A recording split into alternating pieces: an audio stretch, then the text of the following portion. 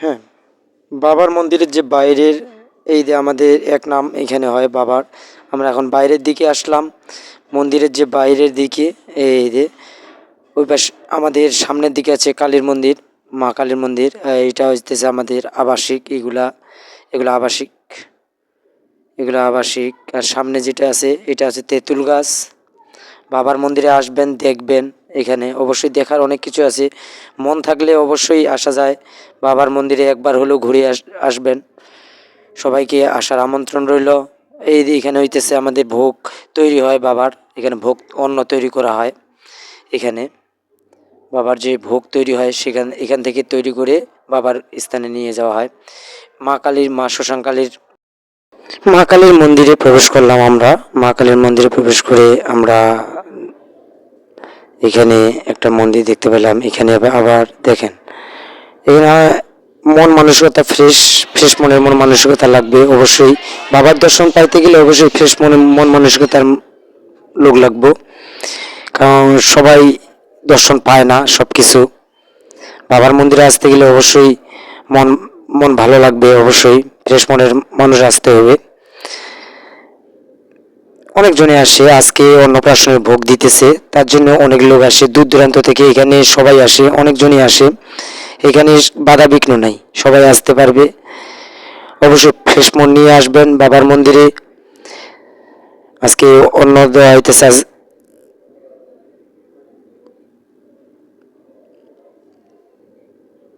কসমেটিকের অনেক জিনিসপত্র এখানে আছে, আপনারা লাগলে আপনারা এখান থেকে নিতে পারেন। এখানে আবার বাচ্চাটা আবার সেলফি তুলতেছে, খুব ভালো ভালো। এখানে বাবা ভোলে বাবার মন্দির, ভোলে বাবা একটু দর্শন দিলাম।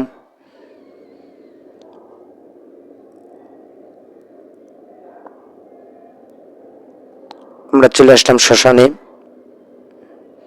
শ্মশান ঘাট আসলে মরার পরে মানুষদের সবাই গিয়ে আমাদের এই শ্মশানে যাইতে হবে। অবশ্যই ফ্রেশ মন নিয়ে চলাফেরা করবেন, মানুষকে ভালোবাসতে শিখবেন। অবশ্যই ভালোবাসা থাকলে সব কিছু সম্ভব।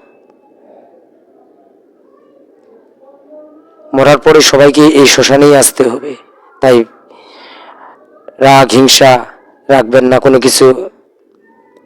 এখানে কোনো কিছু গাছের সুতা বাঁধলে অনেক বলে মনের আশা পূরণ হয়, জানি না সৃষ্টিকর্তাই সব কিছু। এখানে গীতা পাঠ হয়, অবশ্যই গীতা পাঠ পড়বেন আপনারা।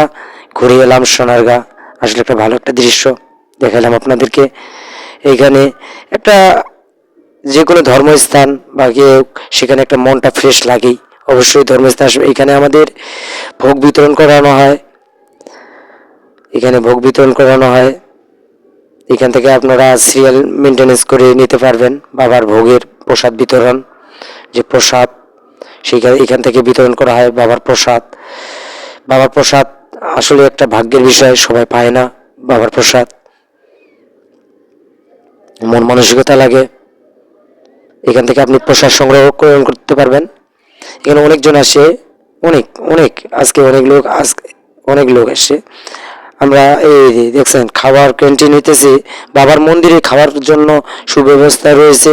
প্রায় 1000 লোক এক লোকে খাওয়া করতে পারবে এই বাবার মন্দিরে।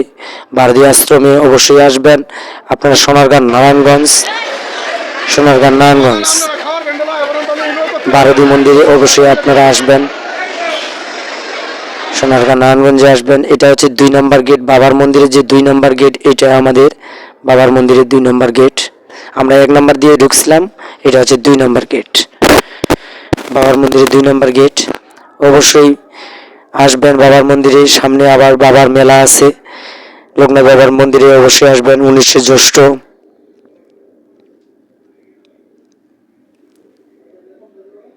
এখানে আবার সেলফি তুলতেছে, একটু আনন্দ দিই মনে।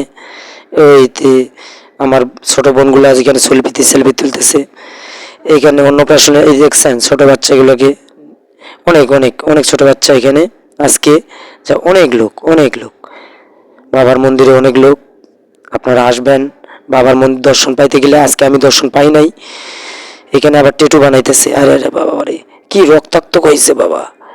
তাহলে আমি জিজ্ঞাসিলাম যে ভাই আপনাকে এইগুলো যে করছেন কোনো সমস্যা হবে না? সে বলতেছেন আমাকে ভালো লাগতেছে। বুঝি ভাই এটা তো ক্যান্সারের সমস্যা হইতে পারে, এইগুলো আমরা ট্যাটু করতেছি। এখানে আবার বাচ্চাটা বাঁশি বাজাইতেছে। এই যে বাবার মন্দিরের যে কবুতর দেখছেন, অনেক